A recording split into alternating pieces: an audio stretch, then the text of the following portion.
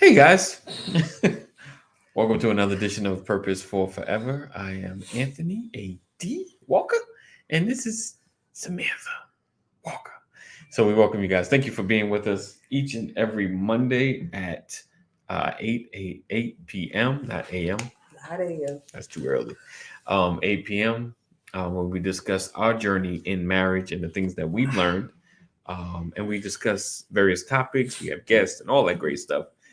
So we appreciate you guys being here and hanging out with us. And if you feel like you may be missing some of the broadcasts, make sure you text LWN to 84576. Text LWN to 84576 and never miss a broadcast. I realize I'm going to do something a little different. All right. So tonight we are discussing loving yourself is not like loving someone else. Message. So who is in the building? Oh, Lisa in the PM. Appreciate you. Thank you for sharing as always. All right. So we're gonna Hi, Lisa. we're gonna go ahead get started and do this like we always do this. All right. Let's go. Why is that? Okay, there we go.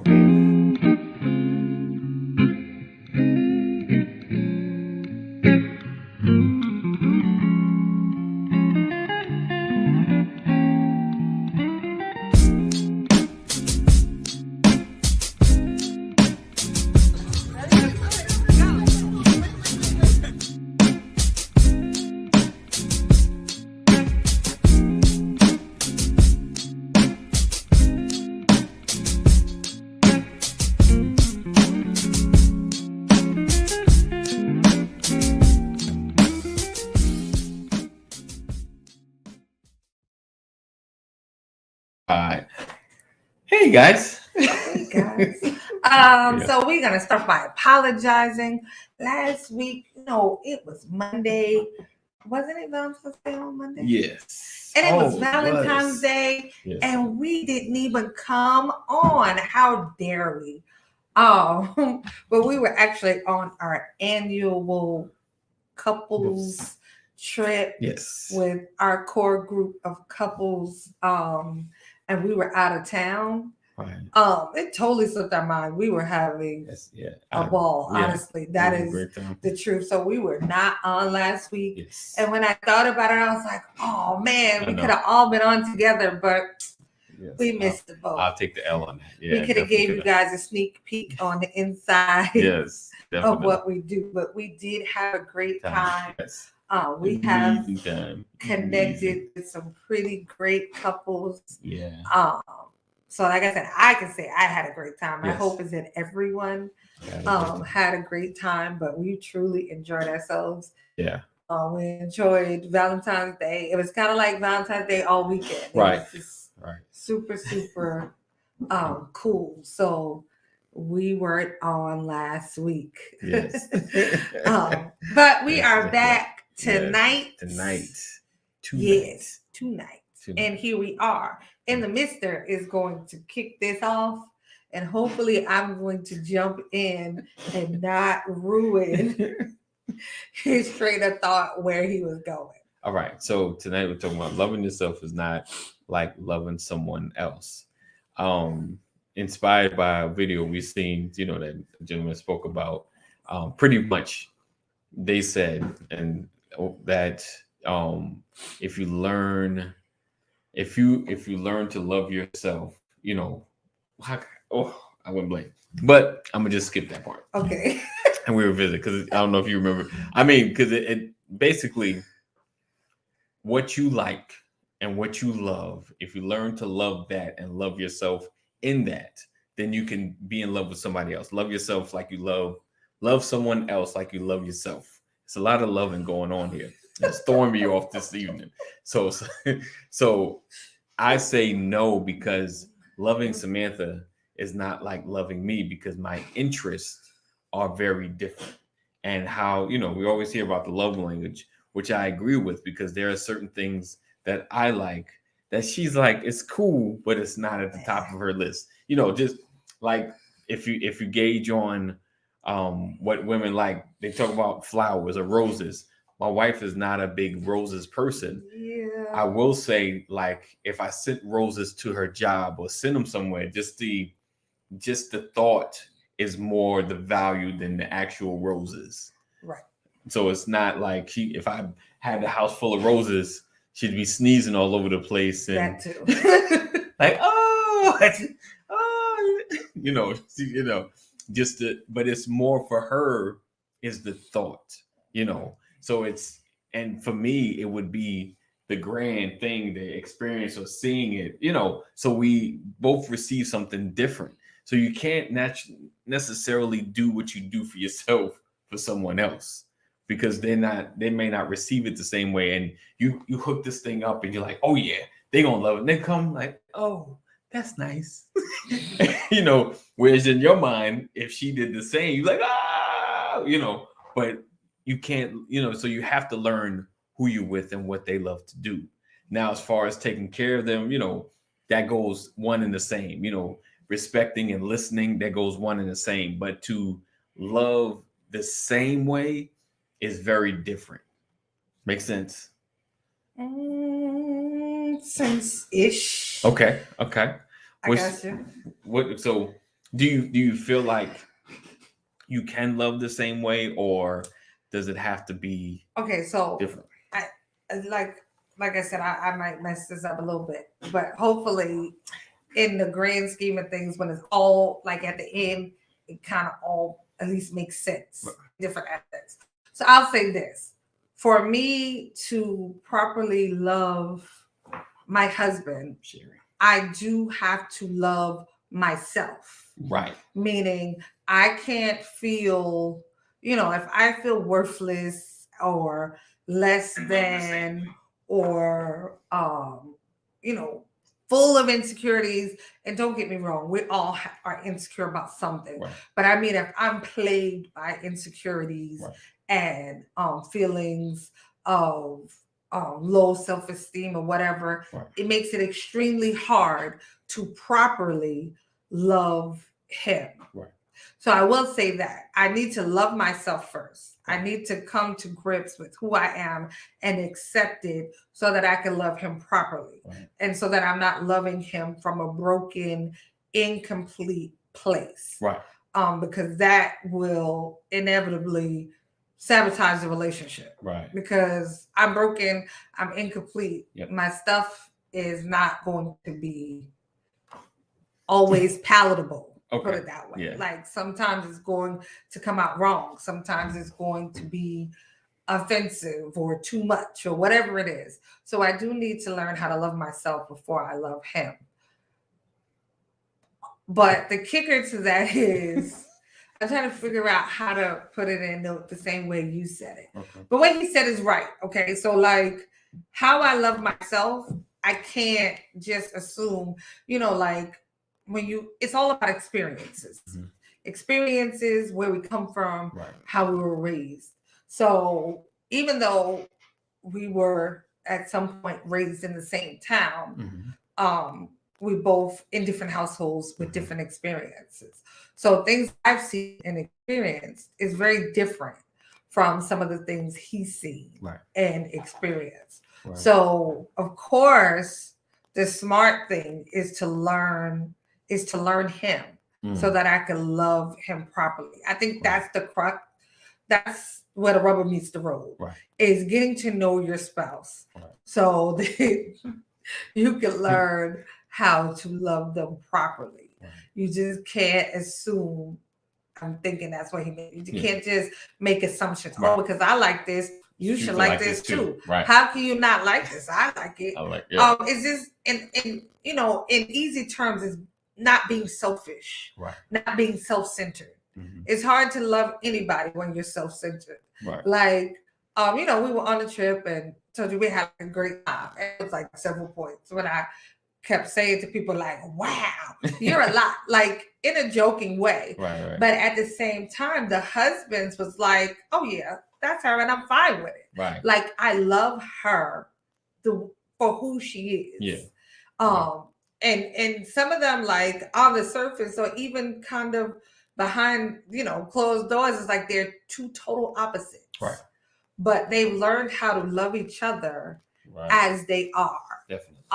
They've learned, and not just learned how to love each other. They've learned what makes each other tick. Right. And I think that's a lot of the glue that keeps a relationship together. Right. I know, not just knowing how to. He said, okay, so I agree with y'all. I wonder if they thought of the golden rule: treat others like you want to be treated, or scriptures about living, love neighbors like yourself. Yeah, like that. Yeah. I don't agree with that. Like, I mean, not that I don't agree with scripture for people to get in the uproar. I'm just saying, when you think about that in realistic terms, does that really apply though? Because like, for people that kind of know me, loving me is kind of like, leave me alone. Right. Like, I'm not the I'm not the person that needs to be called all the time. Yeah. I'm not the person that needs or even wants you to check on me. Right. I'm not even the person, like, in my mind, I talk myself through it. I'm not the person that wants you to ask all the time, can I help you? Right. What do you need? But I do realize for other people, they need that. Like, so even though I don't need it, I've learned in some relationships I have, like, those people, they need to be called. Right. They need to be asked, are you okay? Can I help you? And to me, if you do it to me, it's just probably annoying. Like, that's not how I would feel loved. But I do recognize that everybody is different, and some people need different things. I think, like the scripture is showing yourself, to be friends, show yourself friendly. I think, like, for you or even me, like, I think it's just a respectful thing. You understand what I'm saying? Not necessarily like the intricacies of a loving relationship. I think treat others like, you wouldn't steal from them. You wouldn't be mean to somebody. Like, well, I'll stop calling you that, G.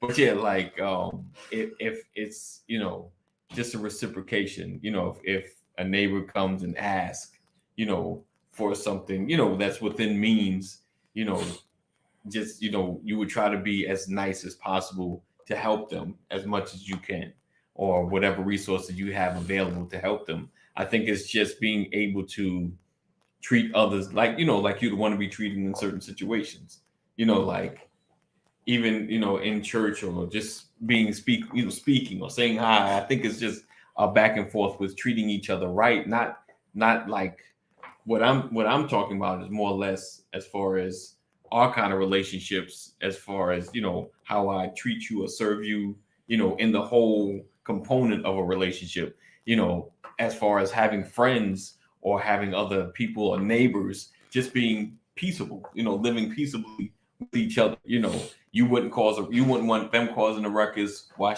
would you cause a ruckus? Playing your music loud. Like, if it's too much, you would want to respect. I do that all the time. It's not a ruckus to me. You know what I'm saying? Like, if my family is loud. I know, but if someone asked you, like, okay, it's kind of loud in the neighborhood, and you kind of hear it or agree with it, finding the balance between what you would want accommodated as far as they want something accommodated. Does it make sense? Yes, why are we talking about this? I just went down the neighbor's rabbit hole right there from Dr. Rollins. It's Dr. Rollins' fault. Let me tell you something. Why he's talking, it is taking him probably about 20 years to get my eggs right. So while we're talking about scrambled eggs, talking about loving others like you love yourself. So for the longest amount of time, we'll go with the eggs. Yes, okay. Because that's a perfect example. It is, right? It is. Okay, so a long time ago, he had a babysitter who was kind of old. Amazing. That I don't know the lady. I know that she was a little older, right? And she burned the eggs. It's a little brown. Right. If eggs are brown, it's done. No. It means it's done. Okay, let me tell my story. Okay. She would burn the eggs and feed them to the kids. So he grew up learning how to make burned eggs. And just as a side note, my mother's allergic to eggs, so she never made them. I never got them at the house. So he only got them at the babysitter's house Right. where they was burned. So we got married. Right. And he's the breakfast dude. Like breakfast is his thing. Yes. You know, he liked to make breakfast. I do the dinners and everything else. So he's like, yeah, he's going to make me breakfast. He brings me burned eggs. And when I say burned, I don't mean like scorched. It just crunchy black. Yeah. I just mean the eggs are brown, though. Which they're brown. They're brown. They're brown eggs. Like see, she don't even like them brown. Like eggs aren't supposed to be brown. This is how I cook them. I'm young. I feel runny. It's bad. But so he would make the eggs brown. He brought me the eggs, and I'm like, "You burned the eggs." Now,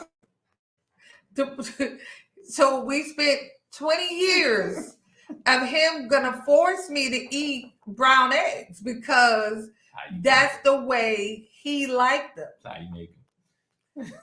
For 20 years. Well done. Eggs aren't supposed to be well done. It's like this. That's for 20 years. The color test. He burned my eggs. Now I don't know if that was that was an example of his love for me, because he would not, under any circumstances, not burn my eggs. Like he was determined that I eat these burned eggs. Well, because of what I was used to, the way I was used to cooking. Now I will say, my dad was like, "You burning them eggs?" I'm like, "No, they're brown." So your father told you was burning the eggs? We got into it about, And this is the first that I'm hearing of his story. He wasn't eating them though. After about 25 years of being together, he made it seem like he had never heard my dad that them eggs I ain't listening to him. Were burnt. He don't know nothing. You should be ashamed of yourself. So you want yours like Listen, we had the discussion many times over on these eggs, but his little selfish behind would not stop from burning. I was trying to say unburn my eggs. I don't even know. Take that brown off. You scrape the brown off of it. He said, "No." Right. Like, so that's an extreme, of course, example of somebody that he was determined to make me like these burned eggs because he liked burned eggs. Now, mind you, anytime I made breakfast, I didn't burn his eggs. And he would eat them just great and be happy. But he was determined to make me like these burned eggs. But I don't anymore. I've been delivered. That's what I said. About 20 years. About the last 3-4 years. Yeah. Sister gets some nice eggs. But for 20 years, it would be like, I'm going to come make the eggs because you're going to burn them. And I know that seems like a small example, but I feel like sometimes we do that with our spouses. It's like we like something or we want something or we've decided this is the way that something should be. Right. So we are determined to implement that into our marriage. Yes. It could be something like, well, growing up, my mom didn't never make my dad plate. So I'm not making your plate. Right. You know, or in my house, my mother, or he could say, well, at my house, my mother took out the garbage. Right. So you got to keep that trash. You're real interesting tonight. So it could be small stuff like that where we just decided this is the way that it's supposed to be. Right. And I know with small things, you think, well, how does that equate to love? Because at some point you feel like you don't value me enough to see my point. So I was like, it's just because I know for a while, I was like, okay, you're just burning my eggs on purpose. Because like to burn eggs, you have to cook them longer. So like it got to the point where I took it offensive. Like I felt like he was deliberately burning my eggs just because, like there was no thought for me. Right. And that can happen with stuff other than eggs. And I know you'll say, well, eggs, that's ridiculous. But when so many other things are going on in a relationship, it doesn't take something huge for you to feel like, um Right. you're not being loved properly. Right. True. True. Definitely have to get at the core of what the partner wants and desires are. Yeah, wants and desires are, even if they are challenging for us. Right. That's the work. Yeah. That's the Right. work part. You Yes. have to see past what you want. Right. See past. Sometimes it even takes seeing past who you are and everything you think you know. Right. And let's be honest, like we grow up and we get married, and a lot of times by the time you get married, hopefully you think you have a clear picture of who you are Right. and what you want. Right. And then you start dating somebody. And listen, during the dating process, I'm gonna say this, and y'all can feel however you want. We all lie a little bit during the dating process. And lie by, and I don't mean they're not necessarily verbal lies, but sometimes it's like, oh baby, you like this? Oh, that's cute. Oh, that's nice. And in his mind, or in her mind, they're like, oh, they like this. Right. But in our mind, we're like, like we all do that a little bit during it, especially when you're dating. Because, you don't want to be over the top. So we lie a little bit. Right. And then when you get married, now you have this whole person and it's like, now you live together. Right. You're in the same house. And the things that, for you that seem like are outside of your scope of knowledge. Like I can't fathom a man that just drops his clothes by the dirty clothes. Like you made it all the way to the hamper and dropped it right there. Or, drop their dirty clothes on the side of the bed. It's,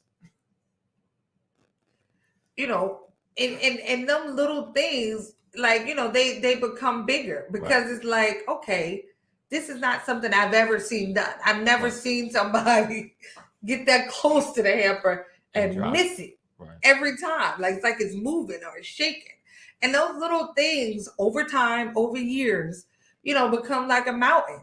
Like you'll be surprised how something little, after a while you just get used to picking up his pants. Right.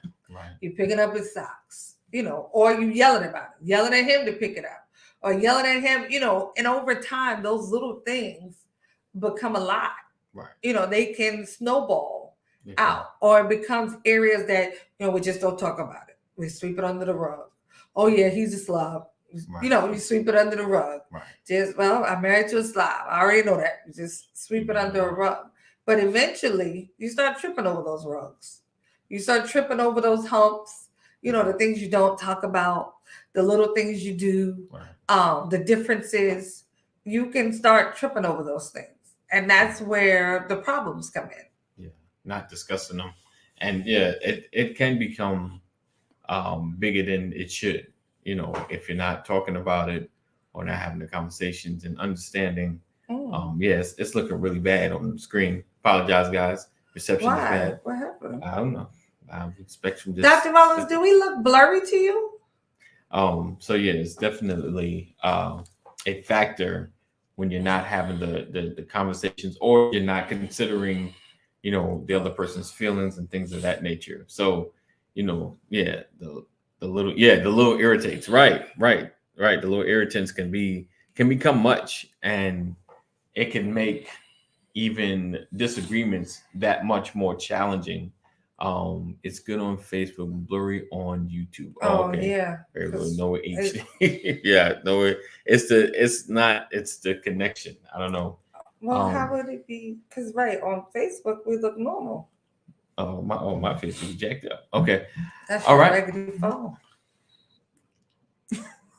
Don't do that. All right. So so definitely dealing with that and listening and trying to get to a resolve so things don't build up, because it's those small things that become the big, that become the big blockage in your relationship, or the ammo to arguments or disagreements. Sometimes it's that list piling of issues that are not addressed. So we should address those irritants, like, dealing with the eggs, if it's something that's bothering, and, it's having those conversations that it matter. Right. And being receptive of those conversations.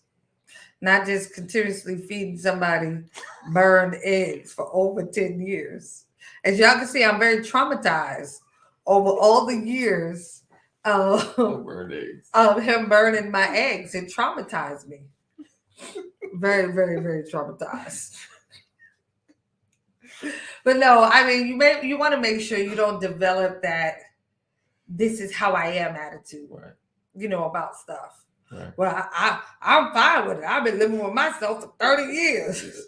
You better learn to live with it. Like, Right. You don't want to develop those attitudes in your relationship. Right. Because I honestly, like we were talking before, and I told him, I feel like 95%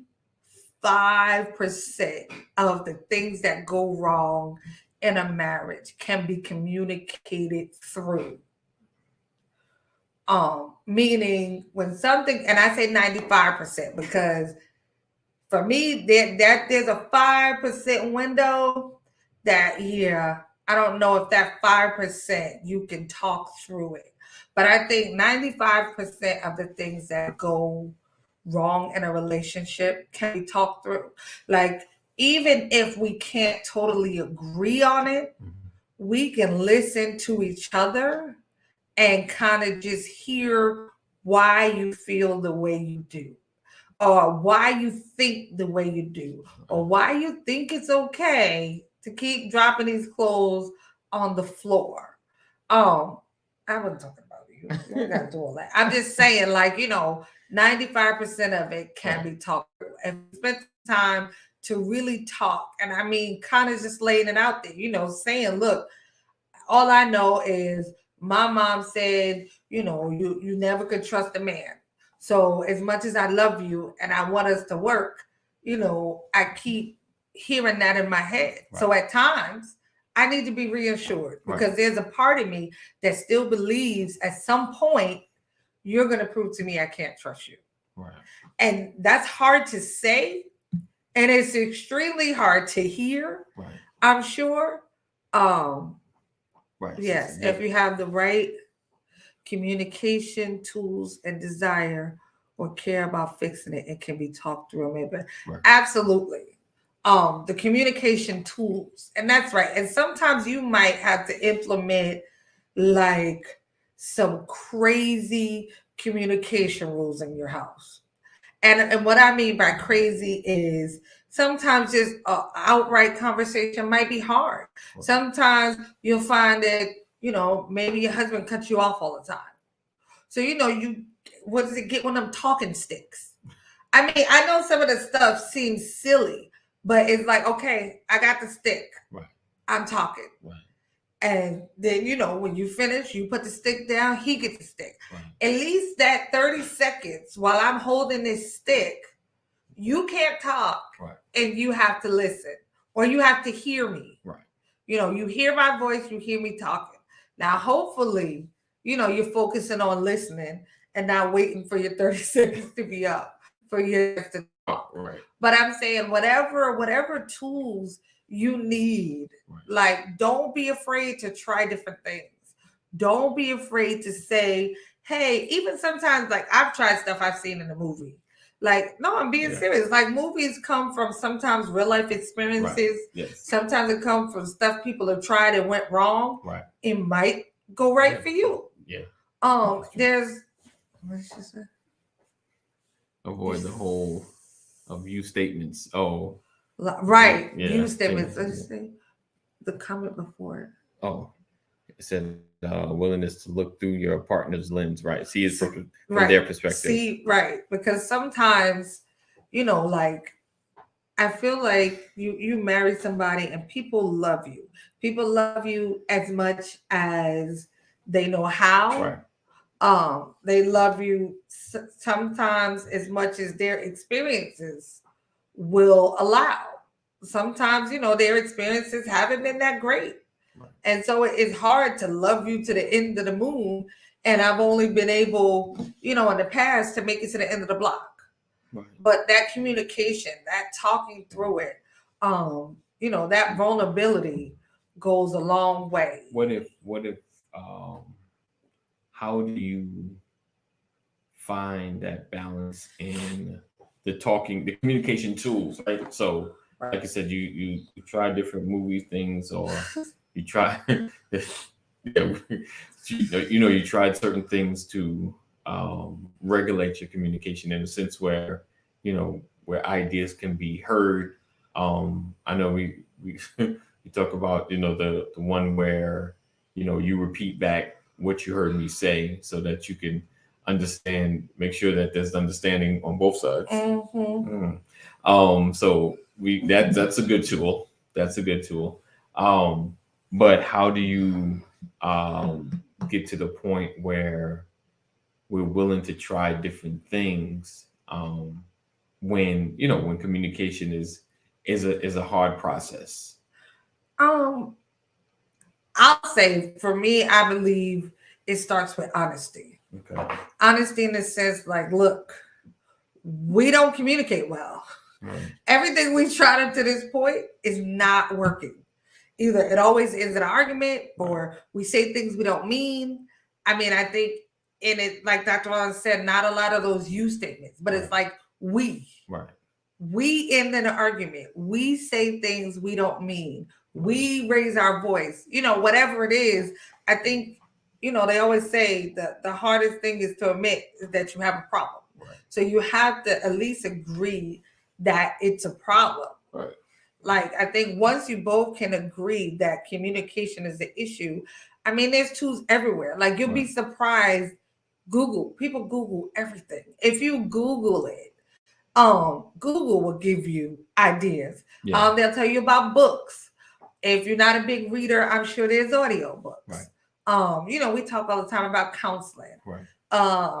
Or you find you a great couples group, like the one we have. We did a lot. I mean, I'm being honest. Like, we do a lot of talking. Like, and it's funny because when you're in a group, a room full of people, right. a room full of like-minded people, and like-minded in the sense of we're married, we want to love each other to the day we die, and we plan to stay together. Yes. So when you're connected to that kind of group and you start talking out loud, everybody has an opinion or has some advice to offer, but all the advice is geared toward you staying together and you figuring it out.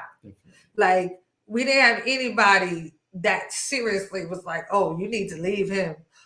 There's none of that. Right. So your village, whoever you're connected to, I think is a resource. Definitely. Sean said, set time aside to talk. Right.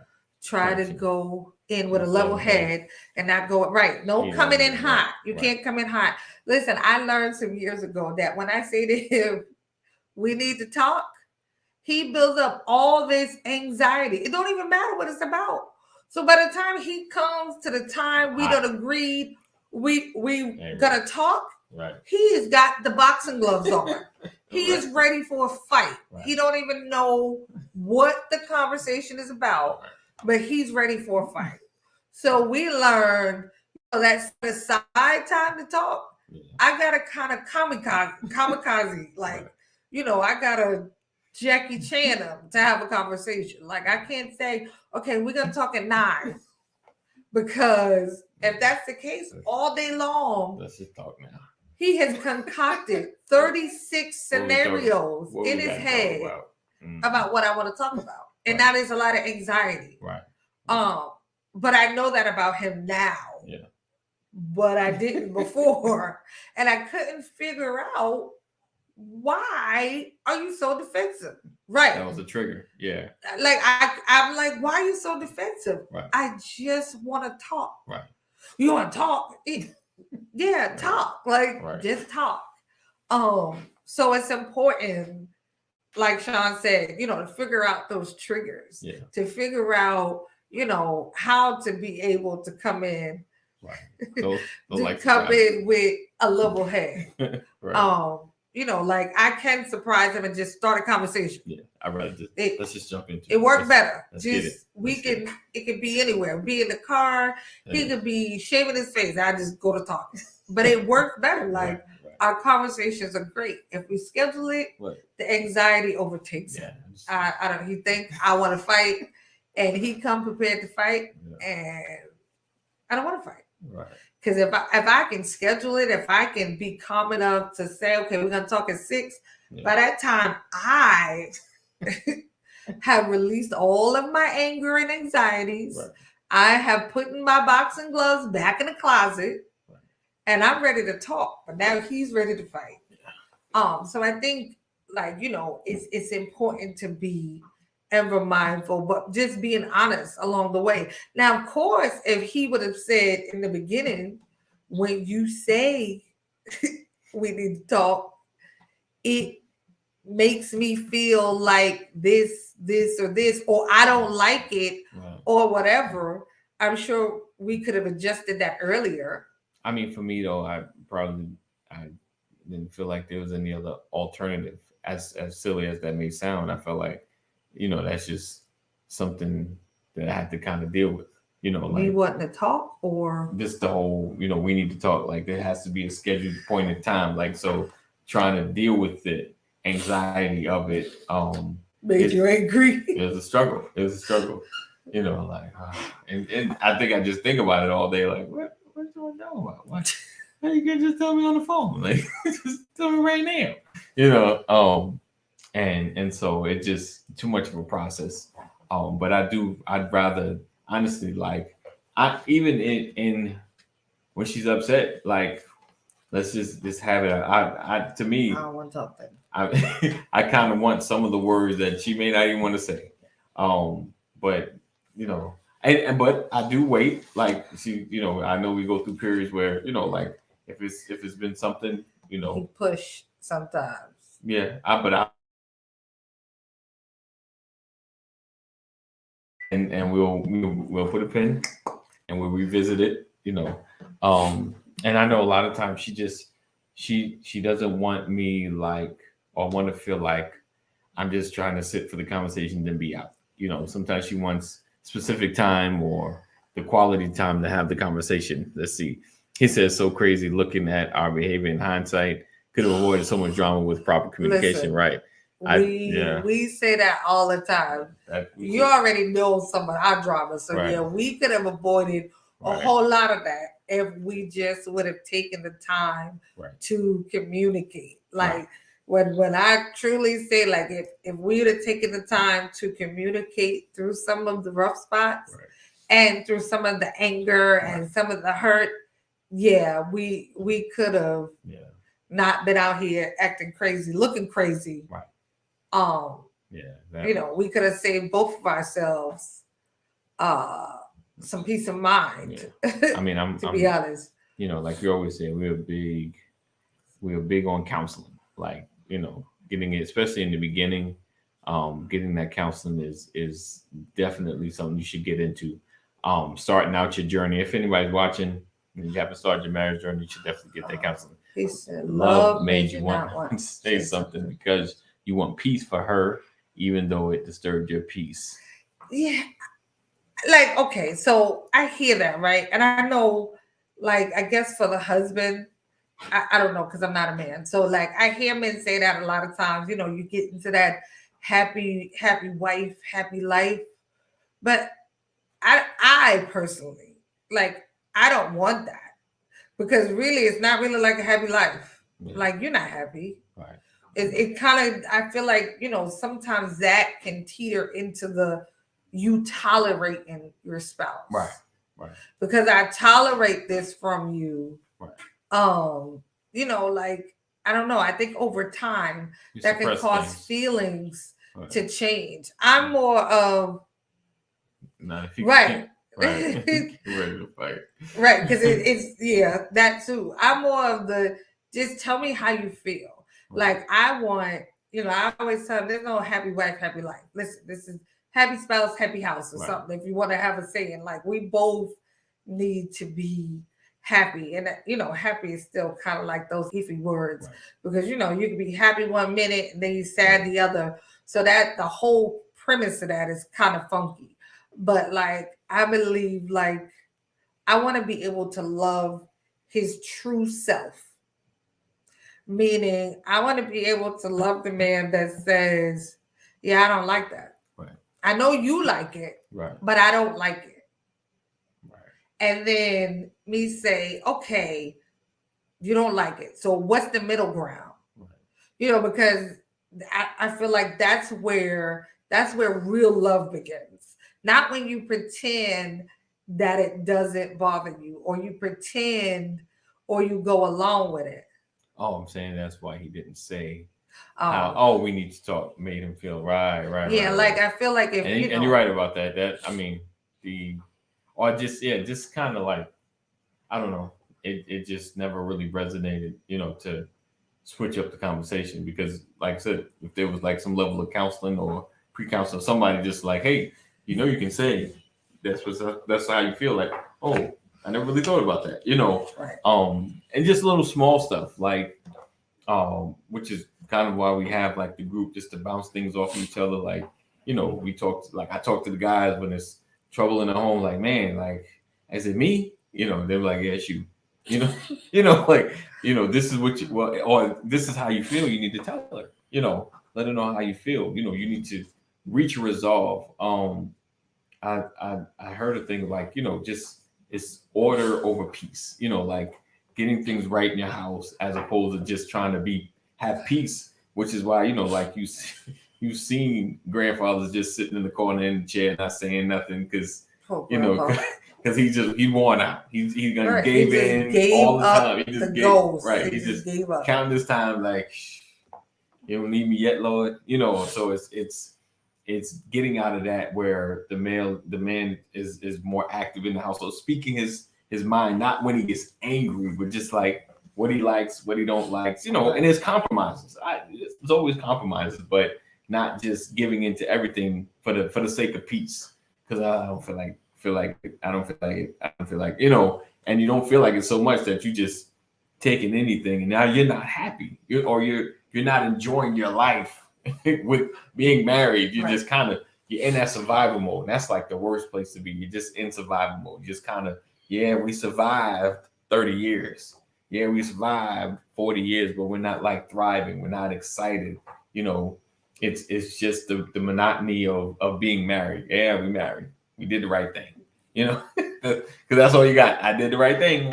You know, and that's all you have. So it's more than just the religious aspect or just getting together and marrying, but it's enjoying each other. Telling your spouse your dreams, your thoughts, what I love, what I don't like. right. The How don't likes is important. what can we do to at least get a middle ground? What can we do to at least so we're both getting at least most of what we want out of this relationship?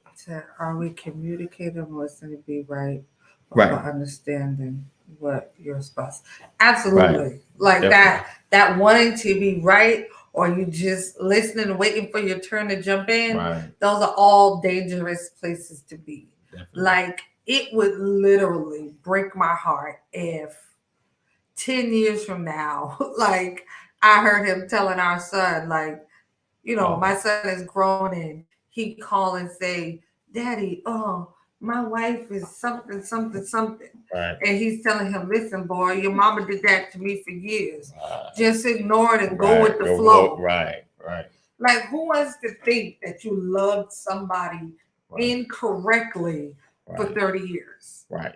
Because that's the reality. Like, if your spouse is always trying to make sure that stuff is peaceable for you, or that you don't lose your cool, Right. or that you're at ease, um it's like you're loving them incorrectly. Right.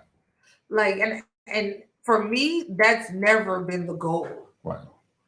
Um, Dr. Ron says, I still say being quiet about we need to talk is not because of love. That's just not knowing how to handle an emotional situation or potentially emotional situation, trying to get through it, how you know or learned how.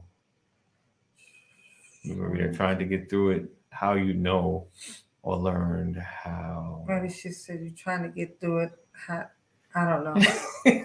That's it. But I get the we need to talk is not because of love. That's just knowing how to Right. handle an emotional, situation or potentially emotional situation. I get it. Absolutely.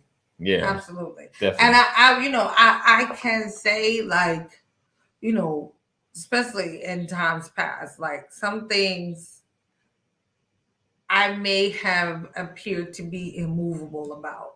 Like, I'm really resolute in a lot of things when I make up my mind. Like, I can say that. Right. Like, I'm just like, okay, this is how I feel. And I do realize sometimes that comes across as this is how I feel. So it's important how you feel about it. Right. And I can say that was never the case, but I can also say I can understand how he felt that way. Mhm. Like, because, I'm just like, okay, cut and dry. That's it. Right.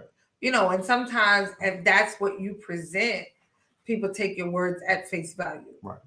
So, I have learned that I have to go, I have to go the extra mile. Right. And what do I mean by that? Like, I'll say, okay, babe, this is how I feel about it. Mhm. And I want you to know how I feel about it. Mhm. But if this needs to change, if we need to compromise or tell me how you feel about it. Right. Like, if it's something we need to have further conversation about, then that's fine. Right. But I just want you to know how I feel. And then, I open the door for him to be able to feel comfortable enough to say how he feels. Right. He said, and don't let the moment or opportunity pass you by. If you keep doing that, then true feelings are expressing it back. And if you keep doing that. struggling with comments today. What becomes invaluable? I don't know if I'm struggling with comments too.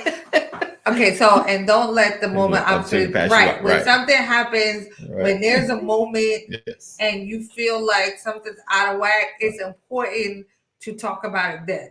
Because waiting 3 weeks to say, remember when you did this or when you said that can become a little bit sticky. Yeah. And he said, if you keep doing that, then he's probably saying then your true feelings maybe get suppressed. I don't know. Maybe the blurriness is messing with the typing. I don't know what happened. It's all good. But yeah, it is important to take every opportunity to talk. Like the other day, he came to me. He had this great idea. I mean, he had thought about it. He was writing on the whiteboard. He was going. And I was like, and he was invaluable. Okay. Right. Gotcha. Invaluable. Got that one. And when he finished talking, I was like, okay, so I understand everything you said. And I heard you. And I think it's a great idea. And I won't stand in the way. Right. But this is how I feel about it. Right.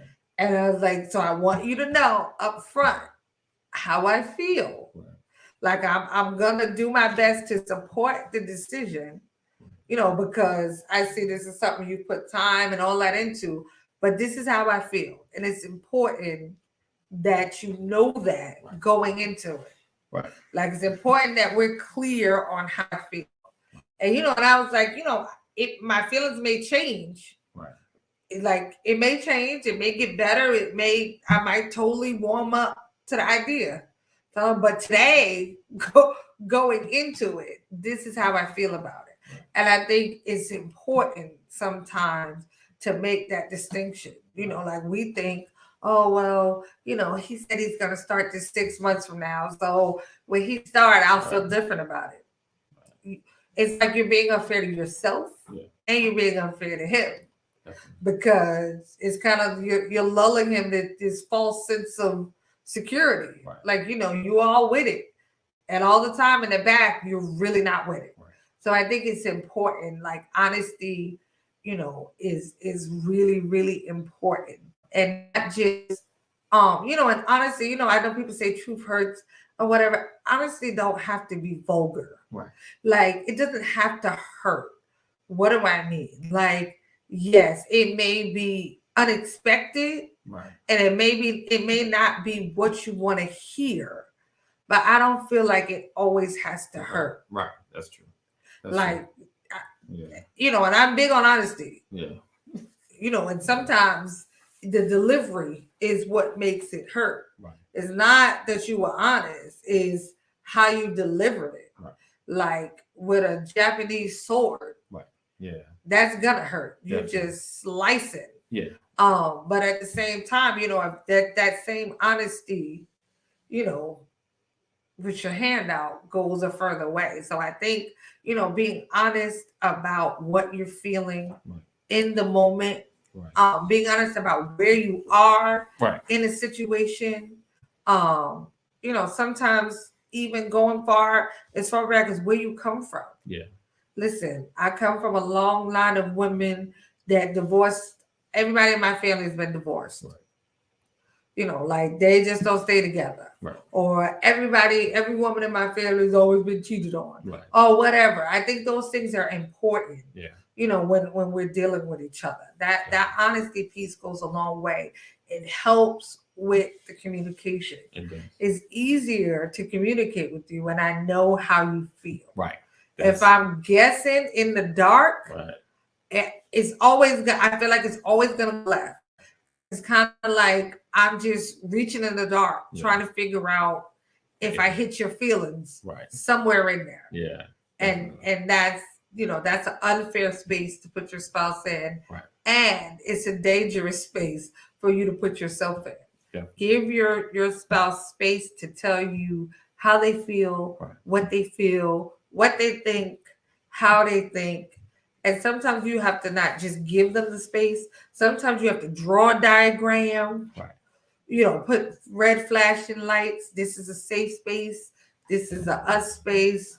This is our zone. I don't care if you have to go in the bathroom. Listen, this is where we're going to talk. Like wherever you find that comfortable space. And if you haven't found one, create a comfortable space. Yeah. It might have to be that elementary in the beginning. Like, okay, when we sit on this bed, this is where we're going to talk. Right. Anytime we sit down, this is going to be where we talk. Right.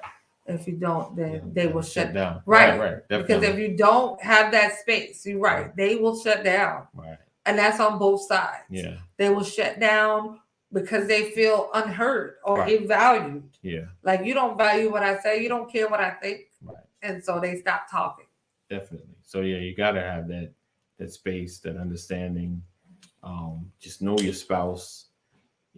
Love them from where they are, and you can't force something that they're not ready for. But you got to have the conversation about how you feel and what you're feeling. And it gets tough sometimes if someone's not in that space to receive. But sometimes you got to have that conversation just to prepare them. Stop like I was gonna poke you in the eye. I thought I was about to lose it. I'm about to lose it. Not on the screen. Too many witnesses. So we appreciate you guys rocking and hanging with us. Another edition of Purposeful Forever. Yes. Prayerfully, this has been a help to you. We are opening up a challenge for my couples. So if you're interested in being a part of this challenge, it's a weekly challenge. It's the Intentional Love Challenge.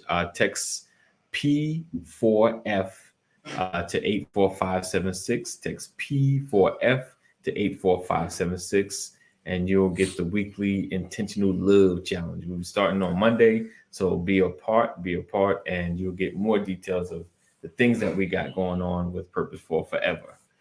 Absolutely. I know for some of you, the calendar was too much, 30 days, like every day, something else. Yeah. So we're going to simplify. You get a whole week to complete the one task. Yes. And it may be a task that you have to do a couple of times in 1 week, but we're going to make it simple. And all the challenge does really is just like sometimes a reminder. Sometimes life gets busy, life gets messy, life gets complicated, and we forget to do the little things. Yes. And the little things a lot of times mean a lot more than you think. And that's on both sides. So this challenge is just like, hey, did you do something little this week? Right.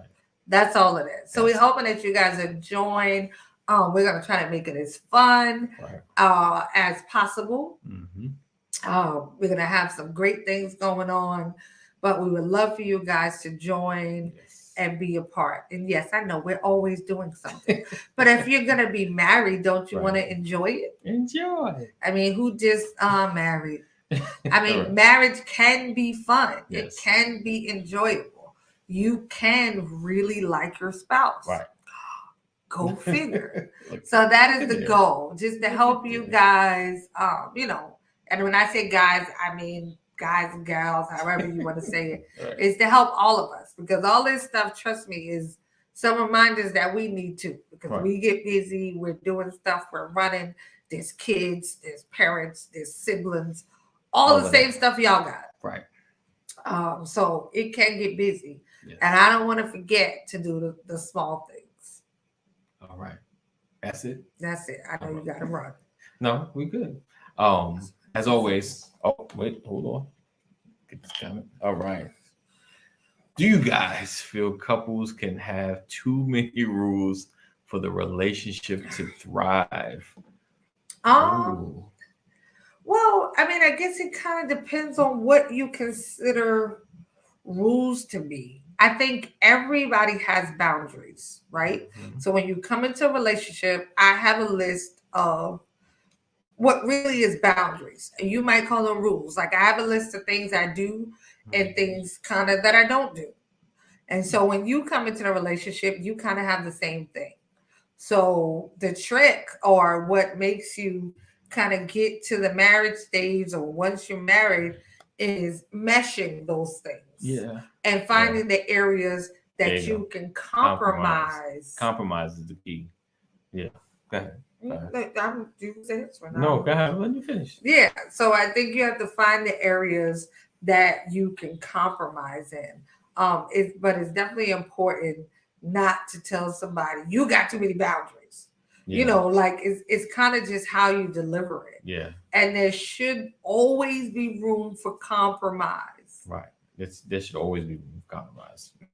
Always. Like at least to have the conversation, you have, especially if you've been in other relationships, you might have things that you bring into to the next package, the next with your baggage, but then maybe some essential things that you feel like you may want in your current relationship that you didn't have in your others, or you just want to at least discuss, put on the table, have the discussion about, because you have feelings, you've had experience, but you have to have those conversations. Those can't just be, oh well, this is just boom, boom, boom, boom, boom. You got to have those conversations, right. And just so you can feel comfortable. This is what I went through. I don't want to experience this. Just because you leave a relationship, you come up with other feelings and have issues and things of that nature. But the key is to have the conversation. Right. Don't just sit with it and now you looking at your significant other like, oh, you're doing the same thing. You gotta have conversation. Let's put it all out on the floor, put it on the table, and have it and hash it out. Like, okay, yeah, I can work with you there. That's a little much. All right. Don't compare your old relationships, right? That's what I was about to say. Don't get into the comparison. Don't get into the Right. comparison thing. Yeah. It's a fresh Comparing relationship. the old relationships, Right. You can't fix what went wrong in your last relationship in this relationship, because this is a whole nother person. So do I feel like they can have too many rules? No, I feel like sometimes people have more boundaries than others based on experiences. Yeah. But communication goes a long way. Yeah. So you really should be able to talk about it and kind of work your way through it. Right. It may take a little work, but it's worth it in the long run. Once you're married, listen, this is who I love, we're gonna be together forever. Mhm. Then you're gonna have to work through some things and compromise on things. Definitely. So definitely. All right. Again. And thank you, Oh, yes. Akil. I'm gonna say your name is Akil. Hopefully I said that right. But thanks for joining us. I think this is your first time. We definitely enjoyed you. Love the question. Yes, indeed. And the comments. Join us. We are here every Monday at 8 p.m. Alicia, hey, what's up, girls? Always good to see you. The Rollins. Yeah. Y'all always hold it down. And Lisa, appreciate you for always rocking with us in the morning and at night. Yes. So we'll be back next Monday, 8 p.m. Meet us here. All right. As always, love intentionally, love unconditionally, and love on purpose.